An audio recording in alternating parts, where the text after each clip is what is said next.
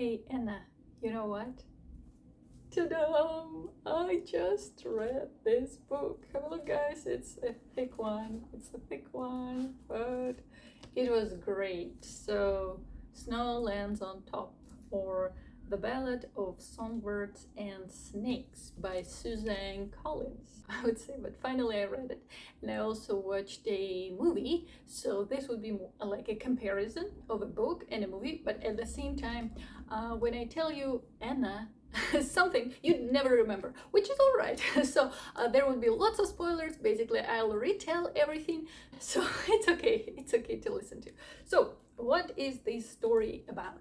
It's basically a precursor to the Hunger Games story. So it tells about the youth of Coriolanus Snow, or the President Snow we saw in books and movies of Hunger Games. So how he became who he is now, or like then, like I mean the Hunger Game times. Yes, so it's his youth. He's a teenager, he's in the academy, he is about to graduate and go to university, and his dream is to become the president of Panem. But he has an issue. So he's from a very wealthy family, a big name, Snow. But the problem is he's very poor.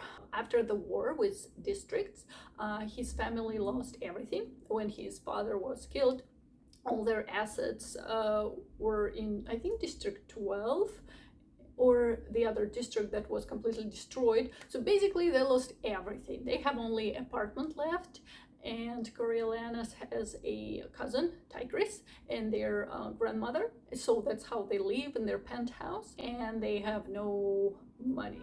Yes, so that's the issue. He is trying to hide it because he doesn't want people to look down on him, so he's trying to act cool as if he has money. At the same time, he's really worrying about his future. That's why he needs to go to university to start building his career, and for university he needs a grant. To get this grant, he needs to be like the top student, and he is already a top student, but also Hunger Games come. The thing is, after the war, they launched the Hunger Games, and I believe in this book they tell us it's the 10th games, and this year they decided to change it a little bit. The people from districts who is supposed to be in Hunger Games, they would have mentors, and those mentors are capital kids from the academy, and one of them is Coriolanus. Yeah, so he would have a person to mentor, and this person will participate in Hunger Games. Yeah, so it's like a little experiment for this year, and he's nervous, but he hopes to get a great candidate. But after they decided who would get who, he actually ended up with District 12 girl, which is like the weakest district and the weakest person, he believes, the girl from District 12, and he feels offended. He believes someone did it on purpose to show him his place, that he's no one anymore. Yeah, so he has lots of ambitions, he has lots of pride. At the same time, he's trying to be the best, he's really trying. Yeah, so he ended up with a girl from District 12, and now the reaping is coming, and he is not expecting much. At the same time, he's like, who's that gonna be? And then he started watching the reaping ceremony. And during the reaping ceremony in District 12, the girl surprised everybody, because it started that she first put a snake in another girl's dress. Everybody was like, what's going on? And then she sang a song all of a sudden in front of the guards. And she also had a little fight with the mayor of the city, of their district. Yeah, not a fight, he just like hurt her, but still she was acting cool. And then Coriolanus is like, maybe I have some chances. So her name is Lucy Gray. So if you watch the movie, you probably know her. Yes, but in the book she described a little bit differently. Same with Coriolanus. In the movie, he's shown as, you know, a build-up, fit guy, blonde, like amazing. And in the book, he's actually quite different. He's not as tall as he could be if he would eat well. At the same time, he's pretty skinny, and he's a teenager. That's why when in the movie I saw that strong guy, I was like, is that Coriolanus? Coriolanus who is complaining that he has to eat the cabbage soup every day. That's why he's so like lean. So I'm like, what? And also here he's shown like a boy, he never had a girlfriend, so he's not sure how to do what. And in the movie, you know, this guy like, hey, Lucy Gray. I was like, what? Doesn't enough. Now I understand for the movie, the male actor should be very handsome and but in the book, no, Coriolanus here is like a boy. So yes, he's trying to act cool. At the same time, he's very smart. He has his pride. He's trying to be like his father, a proud person, a wealthy person, at the same time very, very well-respected person. But the obstacles prevent him from that. Still he's trying, but he's like a boy. And he was charmed by Lucy Gray, when in the movie this guy sometimes he's like, oh, the girl, how do I feel about her? At the same time you can see he's a player. well maybe it's just me, but in the movie the character looks a bit different. Nevertheless, a repeat happened and Lucy Gray stunned everybody. No one expected to see anything like that. And the day comes when all the tributes are coming to the capital for the games. And Coriolanus decided to approach Lucy ahead of everybody and meet her at the train station. So then they would have a better connection, better relationship. And maybe it'll help him somehow in the games, because he believes that if he would win the games, or he's not even thinking about that at first, if he at least won't be like the last one, then he would get his grant and go to university. That's why he's trying his best. So he decided to go to the platform and meet her, and his grandma gave him a rose, because Snows are famous for having roses in their penthouse. Yes, so he has a rose for her, and he doesn't have anything else to offer. He doesn't have much food himself, which he's hiding. Nevertheless, the train pulls up, and he was surprised because it was cargo train, it was not the passenger train, and all the tributes were there, stacked in a dirty car as some dirty animals. I love animals, so no offense. But what they did to tributes, which I thought, oh, that's actually very different from what we see in Hunger Games. They have great conditions, right? Considering the terrible situation.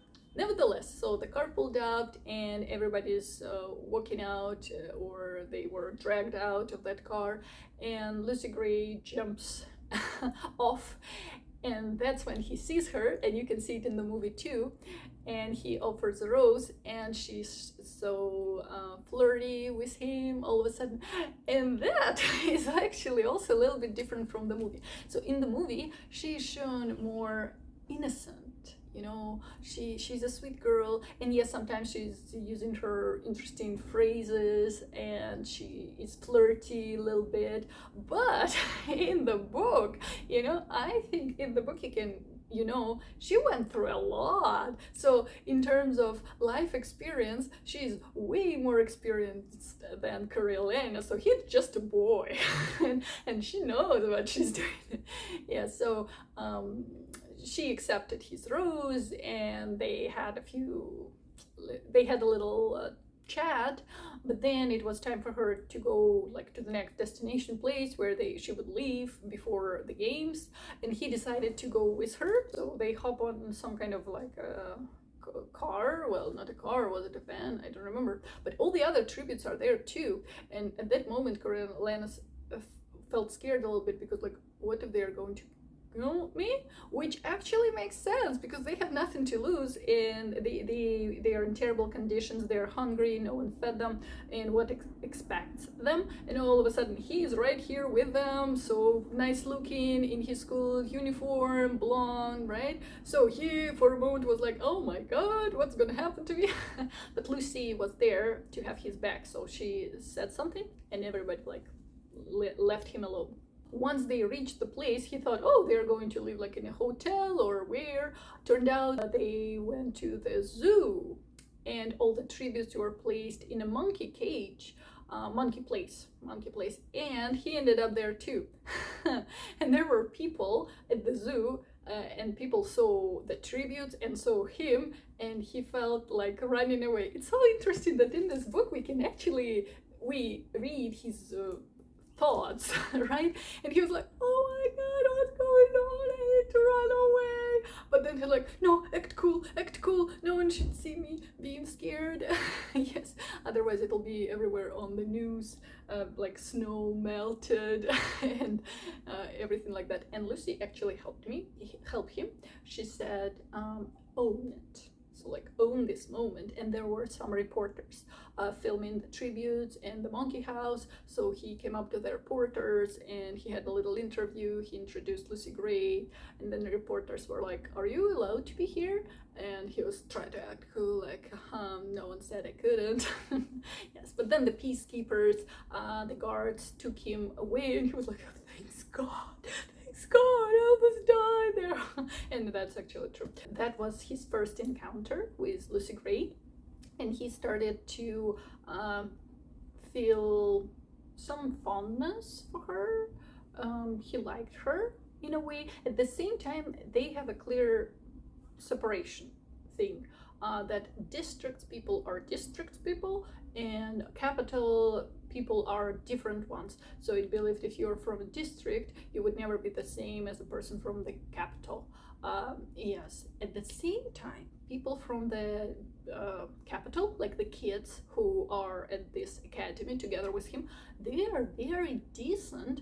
None of them were, acting aggressively towards the tributes or acting inappropriately, or making them suffer on purpose, just, oh, let's have a look what's going on. No, they were very decent. And I was like, is it the education they were receiving? Like, even though inside they felt like, oh, we're above them, they never actually showed it. Well, one girl kind of showed, and then she paid for it.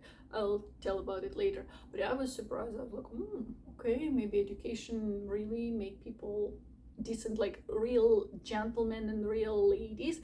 So what happens next? After meeting Lucy Gray for the first time, they have the official meeting coming.